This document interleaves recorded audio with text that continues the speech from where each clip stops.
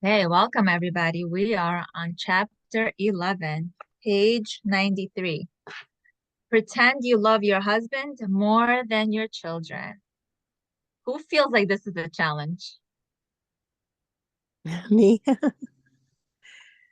So the way that I grew up was I must protect my children at all times from everybody, even even my husband.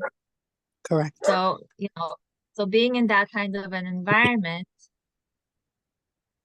um, being in that kind of an environment is really not conducive to an intimate relationship with with the husband. So, do you parent your husband and honor your children? I don't have kids, but my sisters, girlfriends, and students talk about how when their kids came into the world, they were so vulnerable and utterly dependent. They say that caring for them is unspeakably gratifying because it's purposeful and important. So Laura herself doesn't have children, but she coached a lot of women. Sorry, I'm just gonna have to mute everybody just because I'm recording this. And for the ladies who watch it later, and I'll take questions after.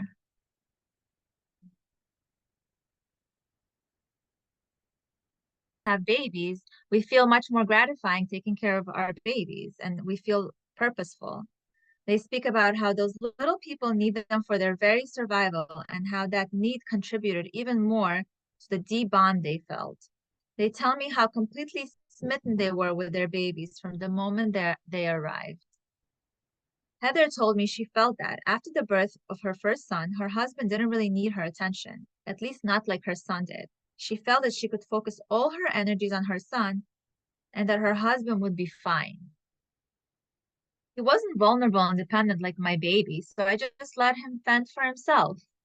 Heather's baby was giving her much more of a high right then, so this behavior felt natural. She also found herself unwittingly ordering her husband around. She'd say, "Hand me that bottle," or "Go get the diaper bag." She was on a mission to care for her son, and it was an overwhelming amount of work.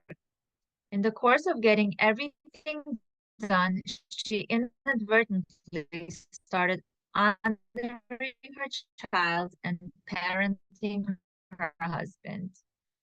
I can definitely relate to this. Now, the hormones take over, and it's like my baby's my number one concern. Kind of, put our husband on the back burner, and there goes the intimacy, right? Another husband told me that since the arrival of their new baby, she can wash the bottles the right way, he said. Then she complains that she's so overwhelmed and tired, it's hard to know what to do for her other than just staying out of the way. How many times we do that also? Like, I know the exact way that the baby should be taken care of. Hold the baby this way. I know. I'm better. I'm right. I know how to do this. You don't know anything. And we kind of like stand in the way of them and the child, or giving them the opportunity to show up for us and help us. And then we end up resentful. And why doesn't he do anything? Why can't he do things the right way? But he is his own person and he does things his own way. And it's about surrendering that control and allowing him to do things the way that a man does things. So to keep the peace, he backed off and let his wife run the show. She may have noticed him playing on his phone while she was starting a load of laundry and decided he was unbelievably lazy or selfish. So then those stories start in our head. We start telling ourselves those stories, We don't, we judge them, we criticize them. And then when they, kind of step away and try to get out of the way, we judge them and criticize them that they're lazy or selfish. We have like this whole story going on in our head. She probably resented that he was relaxing while she did all the work and wondered if she had a child with a child. From her point of view, he was certainly acting like one. You are your husband's spokesperson. It's normal for mothers to fall madly, deeply in love with their children. But one of the best gifts you can give yourself and them is to at least pretend that you love your husband more. After all, those kids are half him, and they want nothing more than to have the home court advantage of happy, united parents. Kids need nothing more than having two parents who are happy. If you're trying to give your kids that happy home, but finding it a struggle to keep the peace, here's a quick way to see if you're unwittingly pouring gasoline on the fire. Ask yourself these questions.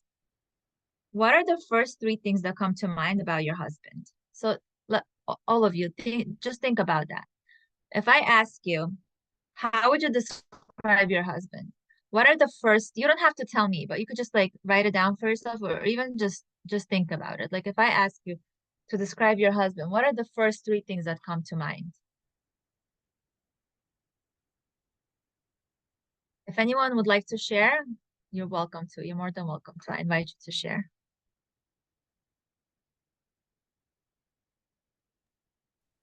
It all depends on what stage of the Empowered Wife book are you. Right? Yep. It depends on that. It also depends how well your self-care was that day. Now, how are you feeling? What are your usual stories about your husband? But for the most part, right, if we use the skills, we know how to like come back to where we want to be, and we know what's good for us and our relationship. But if we're new to the skills, we might still have like the old stories going on.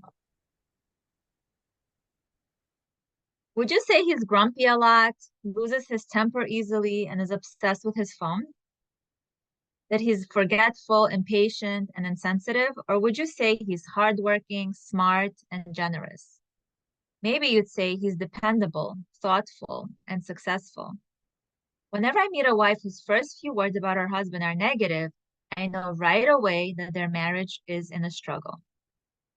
The surest indicator of a wife of a happy relationship is a wife who speaks highly of her husband.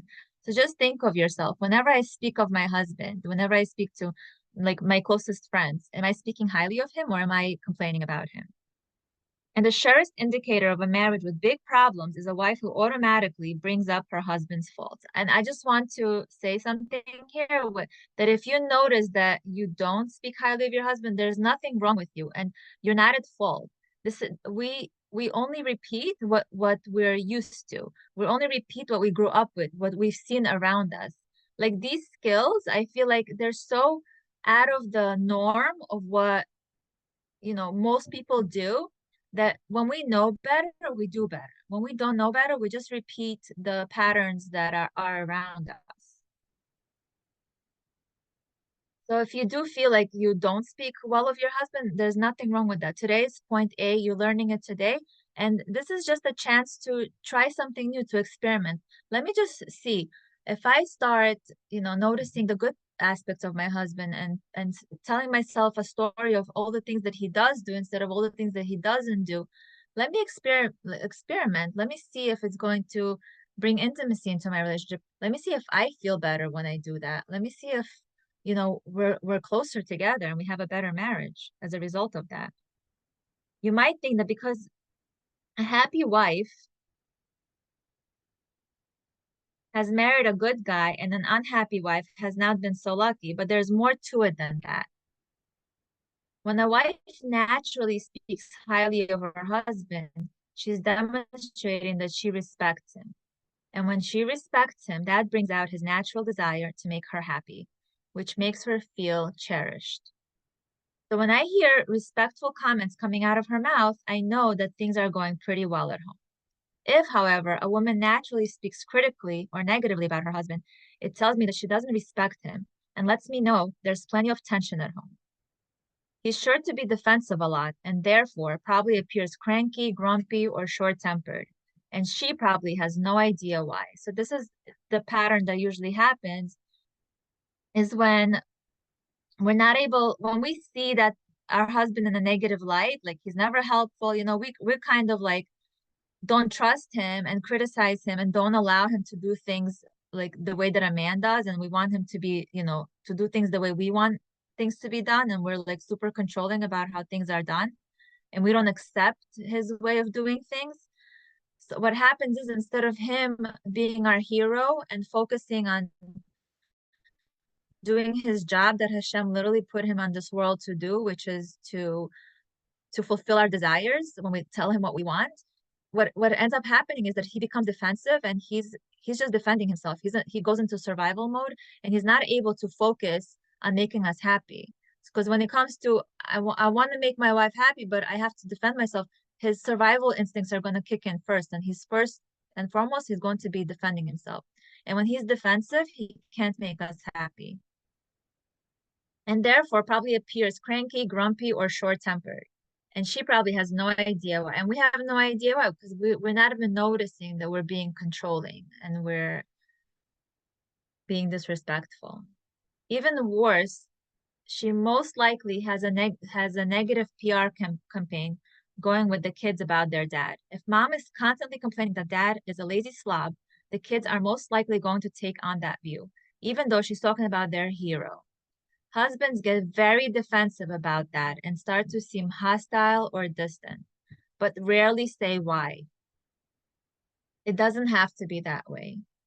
Sometimes we might, if we have that negative story about our husband, we might inadvertently just be sharing with our friend, and our kids are around us, but subconsciously they know how we feel about their dad. They know that what the stories are going on. And whenever we're even like talking to our friends, they feel it. They feel that and they hear everything. And it really, really impacts their self-esteem and how they develop. When I've asked women to consider taking a different approach when they talk about their husbands in front of their kids, they'll sometimes say things like, I would, but it's true that he's really a slob, or, but he's really late all the time. I get that they have plenty of evidence that their husbands have these negative qualities, but the truth is subjective in these cases. Yes, you may have years of evidence that your husband arrives late, but chances are he has also arrived on time on occasion. Meaning if we say you're always late, nobody's, or whenever we get into an argument with our husband or with anyone, if we say you're always this or you're never this, no one is always or never anything. It's just when we're upset in the moment, when we say you're always this, we kind of recreate that reality for ourselves. When we focus on the negative, whatever we focus on increases. So if we want more of him being late, we're gonna keep you're always late, and guess what? We're creating that behavior in him. But if we notice him being on time and when he is late, we just let it go and we duct tape. And when he is on time, we make a big deal about that. Thank you. I love it. I love it when you're on time. I appreciate so much you putting the extra, you being on time today. That's what grows. Whatever we focus on increases.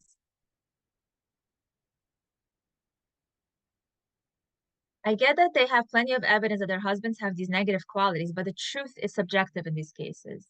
Yes, you may have years of evidence that your husband arrives late, but chances are he has also arrived on time on occasion. Perhaps it's the minority of the time, but it still calls into question the idea that he's always late. Instead of constantly complaining about your husband's lateness, you could decide to say nothing about it, or you could wait until he's on time and then mention how much you appreciate it. Your kids will get a completely different impression about their dad when you decide to focus on the positive. Even if you believe you're speaking the absolute truth about your husband, when you criticize him in front of or directly to your kids, there's not much upside. But I have seen lots of distant, cranky, hostile husbands change overnight when they start to feel respected again. Right? Like we didn't learn this stuff in Torah, Yepsi doodles, they change overnight. right? We didn't Yeah, learn these things in school. We didn't learn that. I didn't learn this in my college no, classes. I also didn't. But it's like these subtle little shifts, these subtle little ways that, we don't even notice it that we do that. Like when we were dating, when we just started, being like our relationship just started, we weren't criticizing, we weren't controlling. And that's why we were in that like girl of fun and light. And he treated us like, like everything that we wanted. And then we get married and we kind of like, oh, well, all these things need to take place and all these bills need to be paid and the kids need everything like Yeah, the relationship kind of goes on the back burner. You can't criticize your husband without hurting your kids. This is like so important. Another Very downside when you true. criticize your husband in front of your kids is that that you're also criticizing them by extension. They come from the guy. So in a way, you're putting them down when you put him down. You're also creating a vicious cycle where you reinforce the criticism of your husband because your kids will parrot what you say and remind you what's wrong with their dad in the future. Until she learned the 6 intimacy skills, Evelyn believed her husband was cranky from working a lot. So she was always saying to the kids, Dad's just being grumpy. She didn't think she was being disrespectful, just the opposite. She thought she was cutting the guy some slack, even though she'd been in a bad mood for the last decade. He's been in a bad mood for the last decade.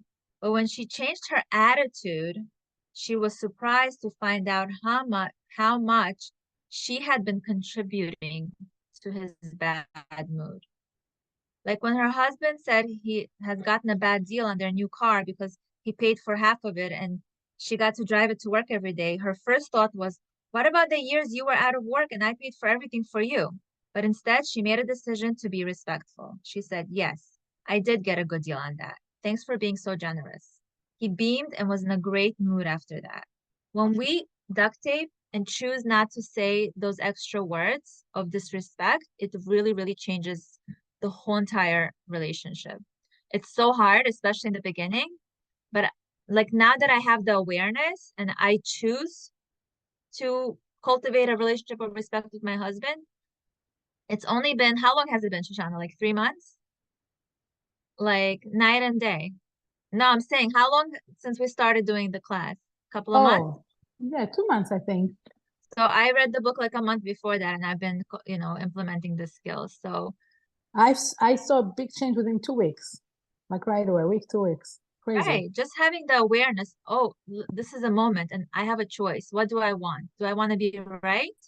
Or do I want to have an intimate relationship? Do I Or want do I to want to be have happy? a cold, right? Do I want to have like a cold, resentful relationship later on in the day? Or do I want to, like, is it important for me in this moment to be right? Or is it more important for me to be laughing and hugging and holding hands later? It's my choice. What do I It's choose? like it's like Right? about the battle versus the war. If it's okay to lose the battle but win the war. So when you is what you're saying, because you're But saying you're right. It's not even the battle. You're not losing. You're not, you it's like, well it's no, not even losing. you're shutting off your, like, you're not saying those extra words. So when you're not saying those Right. extra words, you're not putting yourself in the battle, Right. and therefore you win the war because you have peace in the long run with your husband and you're happy. Exactly. Exactly. It might feel in the beginning, it does feel like, because when we're so used to, but I need to be right. I am right. I need to prove my point. So do you rather feel good right now? Even though the feeling good, we don't really feel good about that because it's not how we want to show up. It's not who we really are. We're not in integrity with who we really are, like our neshama. It's the ego. The ego wants to say, I'm right. I need to prove my point. I need to be correct right now. But the neshama knows I want to keep the peace and I want to respect my husband. I'm a respectful wife. So in that moment, like a light bulb goes on and like, you know what? Just duct tape for a minute and you'll get what you want later on.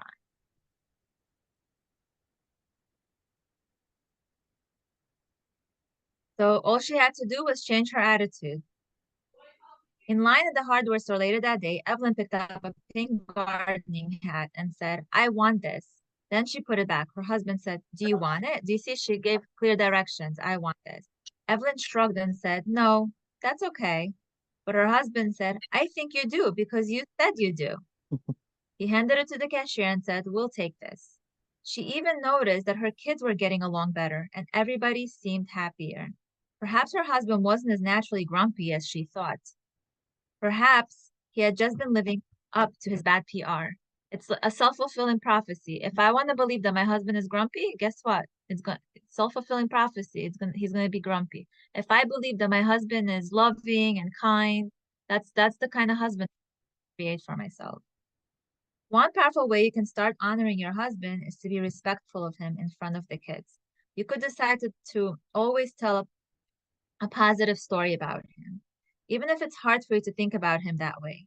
Your kids are likely buying into whatever you say, so you have a lot of power to represent their dad as capable and wise, or at least as the guy who keeps everybody in the family in mobile phones. Just choose one good thing and stick to that story. There's always something good that we can find. So Laura shares her story about how when she grew up, her mom would always kind of, put her dad down, and she had a negative relationship with her dad because of that. So the headline of her, so then she decided to see the good in her dad, and it improved her relationship with her father. Only a man can be a good dad. Another problem with criticizing your husband in front of your children is that you are undermining his authority and power. When you think about all the things that only a father can provide for a child, that's a really big loss. I got a taste of how helpful a father can be when my husband and I were babysitting my 6-year-old nephew, Nate. So she's talking about how, if we kind of interfere and intervene and always, stand between our kids and our husband, like, I know how to do things perfectly, you kind of like just sit on the side. Thank you for making this baby. Like, you can take a seat now. I got it. We're robbing our kids from having a relationship with the male figure, with the masculine, because men parent totally differently than we do. And our children need both. They need the chesed and the gevura. They need both in order to, have that balance in their life. We can't give, we only have what we have. And we're really robbing them from having that relationship with the masculine. It says the men come with special talents for child rearing that seem rather irreplaceable and so helpful if we're willing to respect them. Your husband might also be happy to help more if he knew how pleased it would make you and how much you wanted his help. If we create that space and we allow them to come into that space, they really show up and they really surprise us and make us really happy. Okay, chapter 12. Dishonesty is the best policy.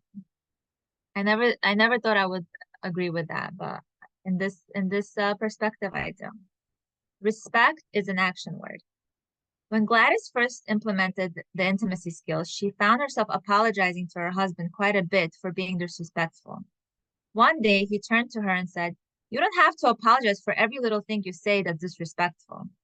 Gladys paused and then said, "Actually, it's no longer acceptable to me to treat you disrespectfully, and therefore it's important for me to remind myself when I do. I feel you deserve my respect. You're my husband."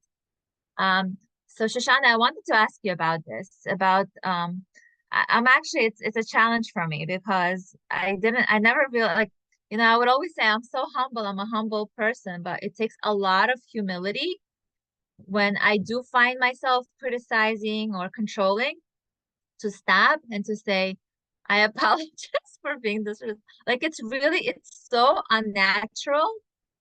And like, usually if I really mess up, I don't have a hard time saying I'm sorry. Like, it's easy for me to apologize. But like now, I'm like, wow, I really need to work on my humility. It's really like a challenging, a challenge. Fake it until you make it, even if you don't really feel that you need to apologize. Just apologize. It doesn't have to come from the bottom of your heart. No, but I know when I'm being disrespectful. Like, I know that it's not who I want to be, but it's just like, like I said, it takes a lot of humility. Like, just like Yeah. the ego is just like, what do you mean? You need to put him in his place. What do you mean? What do you mean you're gonna apologize to him? But all this success, so in all the success will actually make it easier for you because you'll see success and you'll be happy in your marriage. That Right. when you slip, you'll apologize because this will bring the happiness to your marriage. Right. But It it's will not be just I easier with time. apologize. Right. But it's not just like apologizing for random, like, for example, if we're driving and, I tell him to drive the way that I want and I'm being controlling.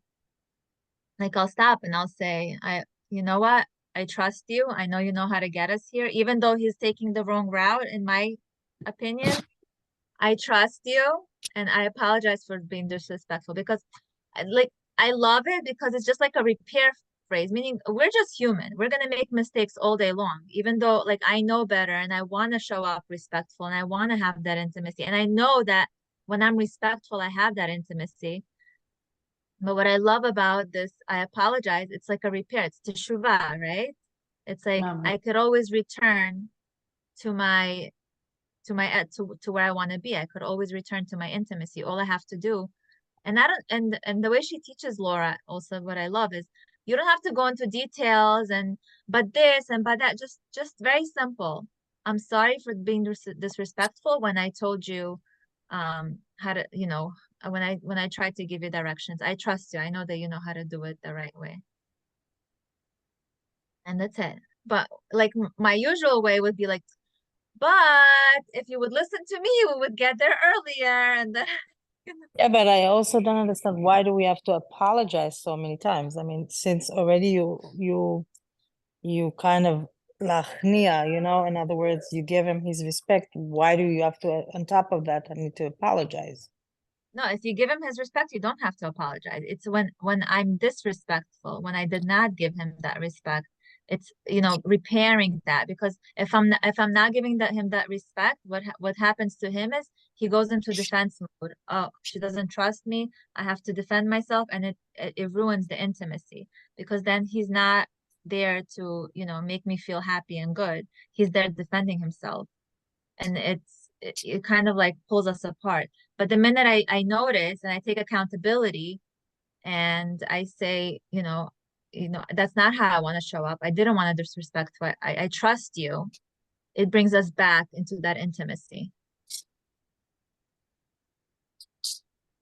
Was that helpful? Yeah, yeah. Yes. Also, we know when we're being disrespectful because it doesn't feel good to us either. The more we practice it, we kind of know, because it's not in integrity with who we really are, with our neshama. Like, it's not who our neshama is, it's the ego. And the more that we practice the skills, the more aware we are. Okay, this is me and this is my ego. And it really takes a lot of humility to work it and to show up this way.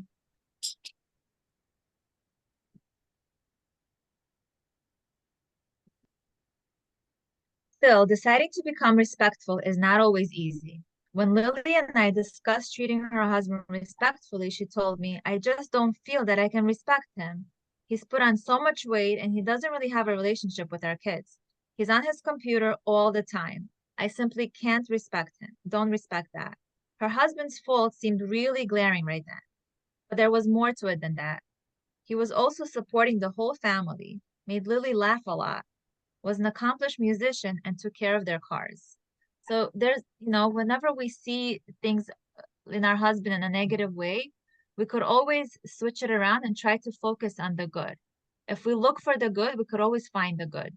If we look for the bad, we could always find, and like, again, whatever we focus on increases. What do we want more of?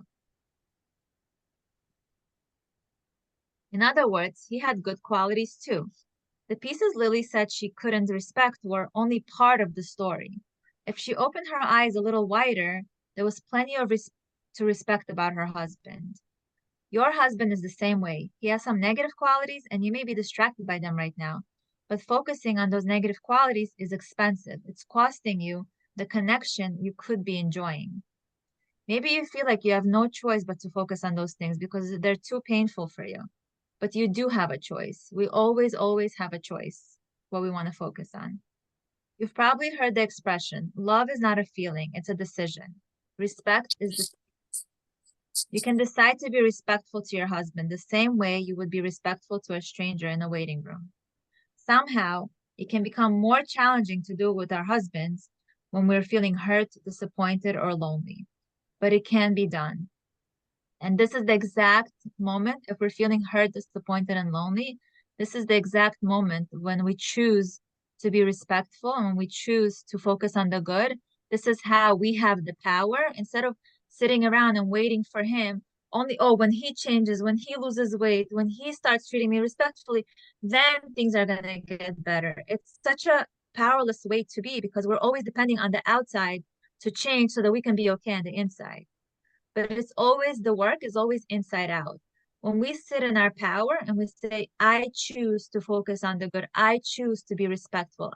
We make these choices, we empower ourselves, and we don't sit there waiting for things on the outside to change how we feel on the inside. We change how we feel on the inside. And when we feel better on the inside and we seek the good and we look for the good, everything on the outside changes. Right, Shoshana? Yeah.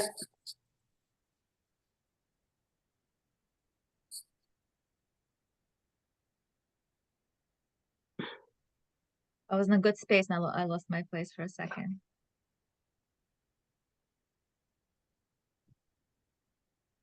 I'm not saying you'll always agree with your husband when you decide to be respectful to him.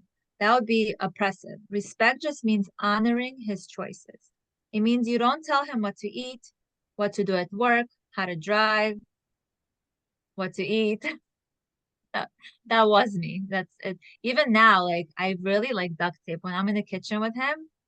If I feel like it's too hard for me, I literally like I just give him like a little kiss and I go upstairs or like I'll walk away like to make it easier on me because that's for me like I'm so control. It's because I tell myself I justify this control by telling myself I love him, I want him to be healthy, but there's some kind of a fear underneath there for me when he eats like certain things and like I want to control what goes into his plate.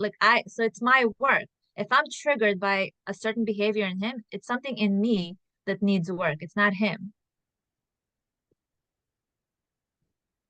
So it means you don't tell him what to eat, what to do at work, how to drive, how to be neater, or how to be more romantic. That would be controlling, and control is disrespectful.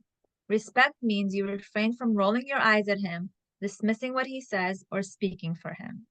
Instead, remind yourself that you married a capable man and act accordingly. So this is the story we choose to tell ourselves. I married a smart, capable, kind, loving man, and I'm going to treat him as such. And when we choose to treat him as such, he shows up as such. Treat him as though you trust him and expect him to make good decisions. It's okay to fake it. It might feel false at first. It might feel like the biggest lie you ever told to act like you respect your husband, but just hang in there. It's totally okay to pretend. You don't have to feel like it to make this transformation. That's what I mean when I say dishonesty is the best policy. Are you feeling disgusted with your husband's football watching habits? Pretend you respect him and go do some self-care. So this is her practical tool. Pretend you respect him. How would you show up if you respected your husband? Like we could even like use your Hashem gave us our imagination. It's such a gift. Like we could literally like if I respected my husband, how would I show up and just be that girl? And then he shows up as that respectable husband. Fake it till you make it. Do you want to strangle him for trampling muddy boots all over the house? Lie to maintain that cool, respectful exterior. Oh, so this is what she says. Do you want to strangle him for trampling muddy boots all over the house? Lie to maintain that cool, respectful exterior. And then express your desire for a clean floor. So if he comes into your house, with his dirty boots right after you wash the floor, instead of yelling and complaining and how could you do that? You don't care about me. You. It's not about you. We don't say you. We say what do I want right now? What is my need right now? So they say, I would really love a clean floor. I really love it when the floor is clean. So it's about expressing a desire, and he will show up. And if he knows that a clean floor is important for us, guess what? He'll get the bucket and it's much more likely to get him to do what we want when we give him clear directions instead of berating him and criticizing and complaining about him. Are you at your wit's end because he overdrew the account again? Instead of letting him have it, act like you trust him by letting him handle the fallout. Why? because it's better for you. When you act respectful, two things will happen. First, your husband will respond to you with more tenderness and generosity because he feels safe, right? Which husband is more likely to feel safe and to respond to you with generosity and, you know, fulfill your desire? The one that you criticized and berated, or the one that you just told him, I really love a clean floor? He'll finally be getting what he's always craved, and so will you. Second, you'll actually start to feel more respectful of your husband. You'll hear yourself saying those respectful things in a calm voice, and it will start to affect your subconscious like an affirmation. You'll also notice that as you're being more respectful, your husband becomes more thoughtful, attentive, and helpful. Like this could literally be like I have a bunch of affirmations on my mirror that I say every single morning. That's how I reprogram my subconscious mind. Like it could be an affirmation. My husband is respectful, thoughtful, and authentic, attentive and helpful. You know what? This is a good one to write down. If you guys want to write it down. My husband is respectful, thoughtful, attentive, and helpful. I feel like we could all use more of that, right? So we're saying affirmations all day long. If we're complaining in our minds, that's also an affirmation. So instead of, you know, the things that focusing on what we don't want, we could focus on what we do want and affirm it, and like have it on your mirror in the morning, first thing when you wake up, and say that in the morning. And that's what we create. Whatever we focus on, we get more of. And it's okay for him to see it and say, yeah, babe, that's you. You're respectful, you're this, you're that, and he's gonna live up to the prophecy.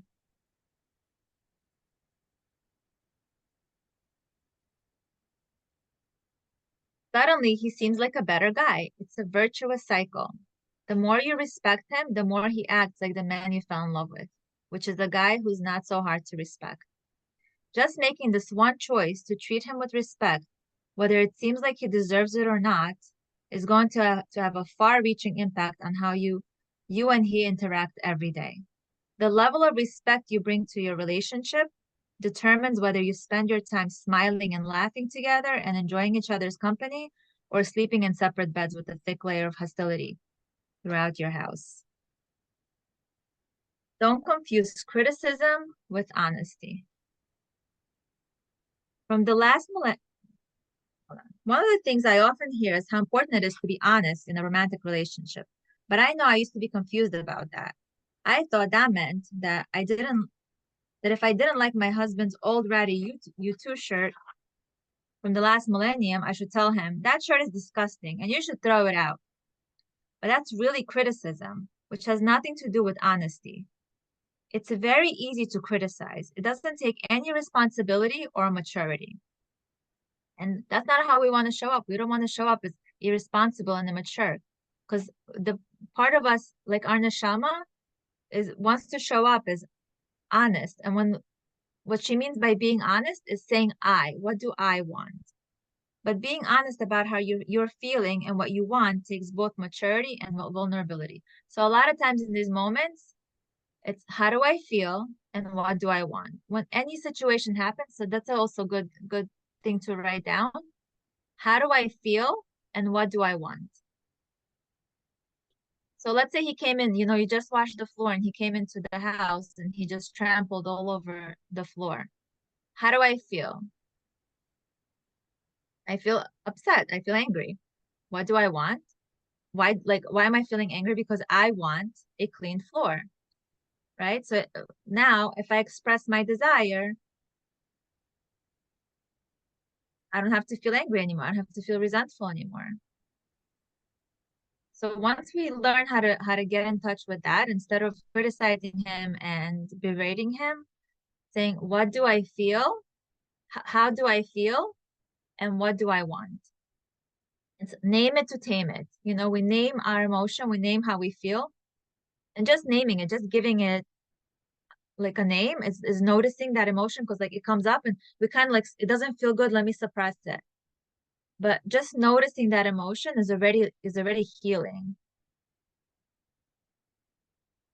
And we could even let him know, I feel angry because I want a clean floor. not you made this floor dirty. We don't say you. It's I feel upset. I want the clean floor. It's okay to express it that way, but not to attack him or make him feel defensive.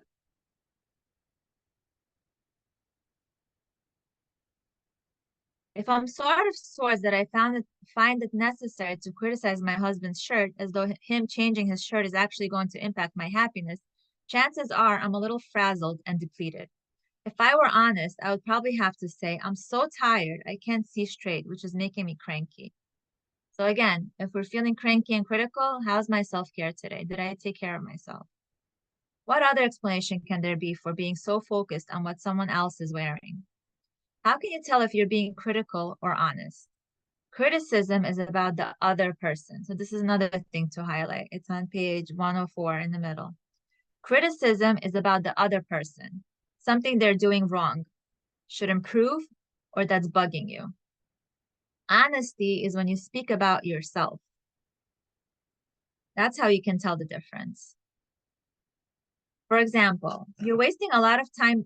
So like, let's say we say this to our husband, you're wasting a lot of time playing video games. What do you think that is? Honesty or criticism?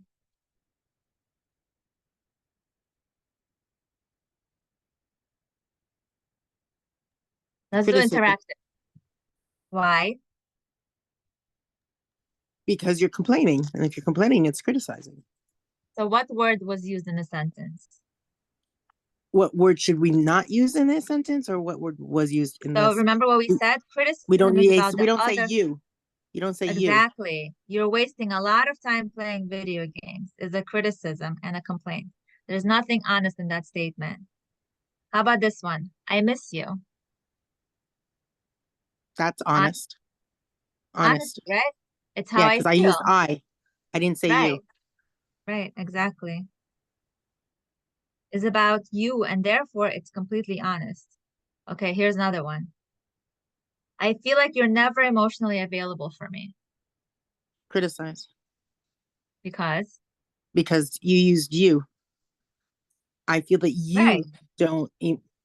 So it's. right. It's I didn't say criticizing. I feel like because I feel, how can I feel that's something he's doing? When I Exactly. say I feel, I could only state my feeling, my emotion, right? Yeah. I feel like you're never emotionally available for me is an insult and a complaint. That's trying to pretend it's an honest feeling.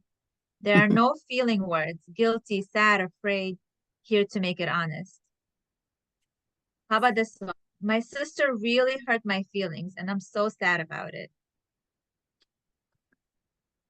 That's honest. Right. The tender truth. She's talking about her experience. My sister really hurt my feelings, and I'm sad about it. She's Talking about herself, right? You're talking about yourself. You're not pointing your finger at somebody else. This one's You're easy. You're such a slob. Criticism. Right. Hurtful and critical. I would love to wake up to a clean kitchen in the morning. Honest. Honest desire. The first thing you'll notice about the honest statements is that they're a lot scarier to say than complaints and criticisms, right? Isn't it so much more vulnerable, like if we're in a fight, to say, I miss you, instead of saying, you never pay attention to me, you never listen to me, you don't look me in the eyes, you're always on the phone. Instead of saying all of that, all we have to say is, I miss you. Which one is easier? Which one feels like I can do more? I miss you because it's shorter, it's honest, and it's quick. Yeah, it's easy. Yeah, I think so. I think it's much easier than saying all this other stuff that you're criticizing. And on top of that, but for a lot of us, criticizing him and saying what he's not doing is a lot easier than being vulnerable and saying what we're really being honest. Yeah. Right. It's not natural for us, like, because it takes a lot of vulnerability to say, what do I really want? Why do I want him to spend time with me and take me out and do all, like, why? Because I miss him, right? I miss you. That's the how do I feel? What do I want? I miss you. Want to spend time with you. Right. But we kind of remember what I said before, that a complaint is a lazy desire. Yep. So we kind of like tend to do that because it's just how we grew up, what we're used to, the patterns that we're, that we're comfortable with. And it's so much easier to blame the other person for what they're not doing than vulnerably sharing our want and our desire. Takes a lot of humility to do that. It's a lot riskier to put yourself out there that way, but it's also much more likely to bring you the response and connection you're craving. Before I knew this, I ran around saying critical, hurtful things and calling it honesty. I told myself I was just voicing hard truths that had to be said. In reality, I was an unpleasant toothache of a person. I was constantly complaining. There's nothing heroic about that. Now, if I revert back to my old unfortunate ways and say something snide, I know I have the tools to restore the intimacy. How do we do that? Honesty. Okay, I'm a human being. Sometimes I'll, criticize and complain. How do I restore my intimacy? You apologize. Right. How do I do that? You say, I'm sorry I was disrespectful to you right now. I didn't mean to. Right. I apologize for being disrespectful. And that's it. I apologize for being when I said that to you, it's not how I want to show up. I apologize for being disrespectful. That's it. We don't have to give him a whole story. We don't have to, but because I apologize. It's so easy and simple, and it brings us, it's the teshuvah, coming back. I just read in this book, it's a Lubavitcher Rebbe teaching, and he was talking about teshuvah, and teshuvah is to return, right? Teshuv, hey, returning to the part of us that is Hashem. So it's kind of like we're coming back to the woman that we really are, to our neshama, to the part of it, not the ego, but the neshama part. The neshama part of us, the essence, wants to be connected, wants to have that intimacy. So it's like when we do teshuvah, when we apologize, I apologize for being disrespectful. We're coming back to the part of us, the tzelem elokit bifnim. We're coming back to that part of us that is Hashem. And it just like connected everything to me. And it was like, you could apply teshuvah in so many different ways. And like Hashem created teshuvah before he created the world. Like we could always repair, no matter in what way we mess up, because we're human, we're gonna mess up. It's like we could always repair. We could always I'm sorry for being disrespectful, and then come back to our intimacy.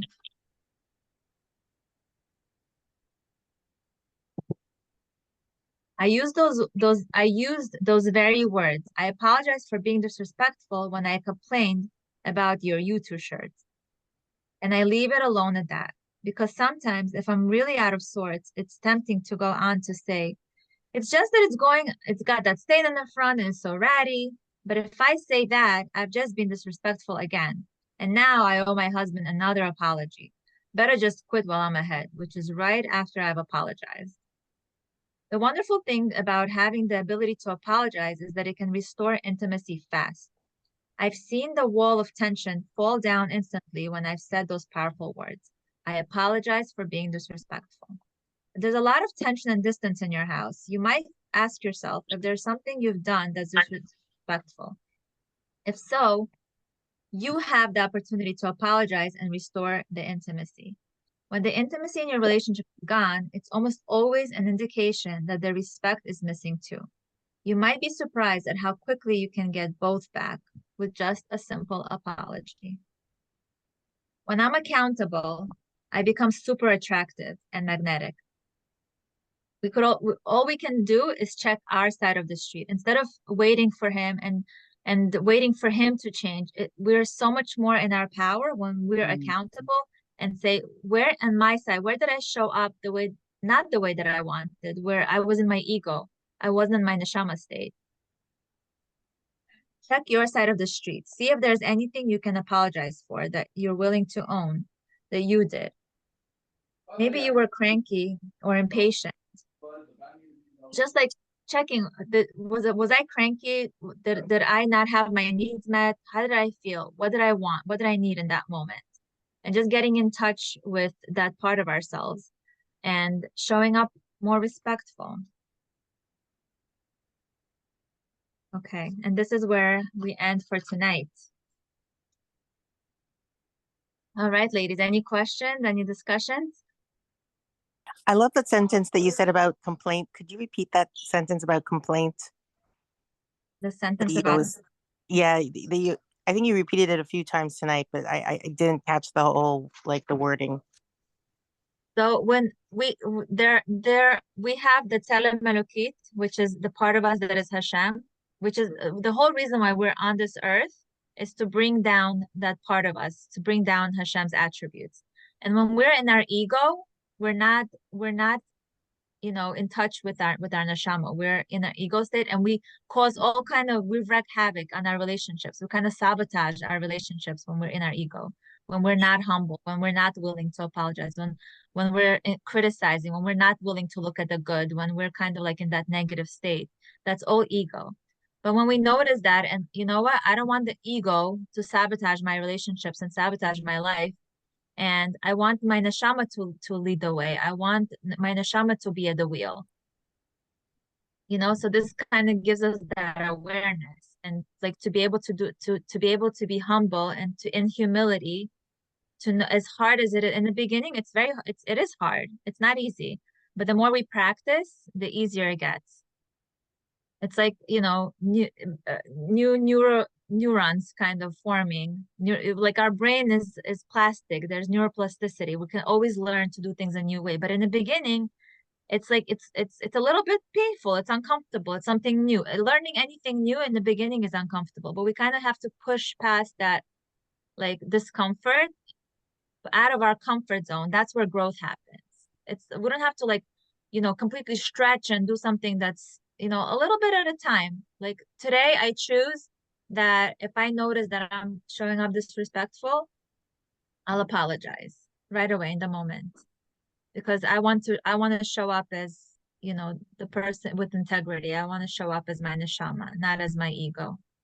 And when I show up as my neshama, that's when I cultivate that intimacy and that closeness in my family, for my husband, for my kids, for everyone.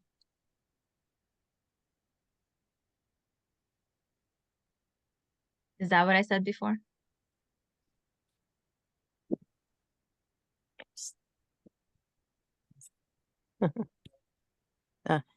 Yes, sorry. You hear me?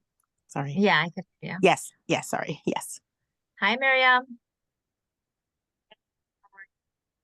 How are you? Hello. Doing good. Doing better. Thank you. Hashem. Such a great class. I really enjoy logging in and listening.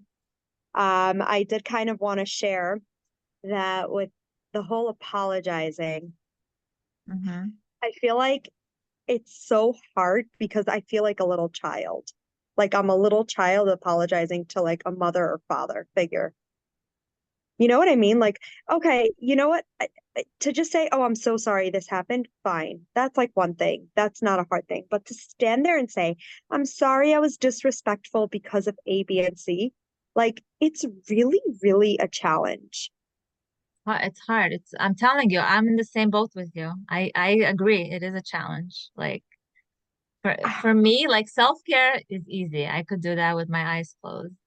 Saying what I want. Also, I rattled For off a whole everybody. list of yeah, it's hard, Miriam. It's hard. And But I you know find what? that I have to do it more often than usual. Like, when So you you know really what? think about it, you're like, Try wow, oh my God.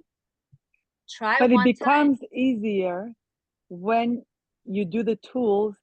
He's so nice to you, it's not hard anymore. Mhm. Right. And the That's first true one is too. the hardest one. The big apology, the first one to activate this whole process in him is I the want to tell hardest you one. that I never did the big apology, and I still live in Gan Eden. And I told that to the Rebbe Oh, you also, never by the did the way. big apology? Nope. There's no, I mean, I didn't feel there was a need. We 'Cause we I live in heard, Gan Eden without it. because I'll tell you, I read something also recently which said avera, right? The word avera, the root of avera is avar. Whatever happened in the past, it's in the past. It's avar. Let's move forward. Like we could Really? always recreate, like Hashem creates the world from new every single day, every single moment. And as long as like right now in the moment, I mean, if I feel like the big apology is necessary if there's like a rift. Right. Right, Good Right. point. You know? If there's a rift, for sure, like an apology needs to happen. Right. Because if we're waiting for him, like when he's gonna change, when he's gonna be a better man, da, da, da, da, like, or we could take our power in our hands and say, you know what, I have the power to be humble right now and to apologize and to tell him, be vulnerable and say, I miss you. And then come back together. That's beautiful. Thank Like you. Laura teaches, yeah. Laura teaches that she's like, these are the tools. And she's like, it's not meant to be done exactly the way that I tell you to. She's like, you're the expert on your own life. The same way that your husband's an expert on his life and your children are experts on their lives, you're an expert and use the tools in the way that it feels the most powerful to you.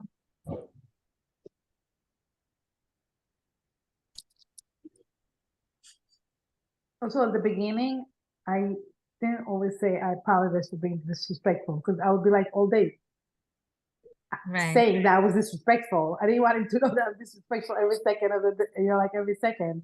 All I did was just like, I apologize for saying this and this, or just, I apologize. I'm sorry. Right. And I would say, I'm sorry. I wouldn't say like for being disrespectful. Like I didn't want to say that all day. I didn't want him to think that I'm But disrespecting then him all day. it kind of catches us like, Yeah. wow, like I'm being disrespectful like Yeah, all but day to long. myself, right? To myself, I felt like, oh my gosh, Yeah. this is like, As long as we're accountable, because Right. it's really for us when we say it. Because they also, my husband also is like, "Why are you apologizing all day? Like you're fine, stop." You know, like he's uncomfortable with it. I'm like, because I want to be respectful. I want to be a respectful wife. So you're right. Like I could kind of say, I could just say I'm sorry, or just like, you know, change my behavior and just noticing, oh, it's not how I want to show up. I don't want to be disrespectful, and just like catching ourselves in that moment. because at the beginning, I disrespected him all the time. Even though I thought I was respecting him, I just did it. Because we didn't know any better, right? We did it didn't know out, any better. right? Now when we know better, we do better. Right? Would anyone else like to share?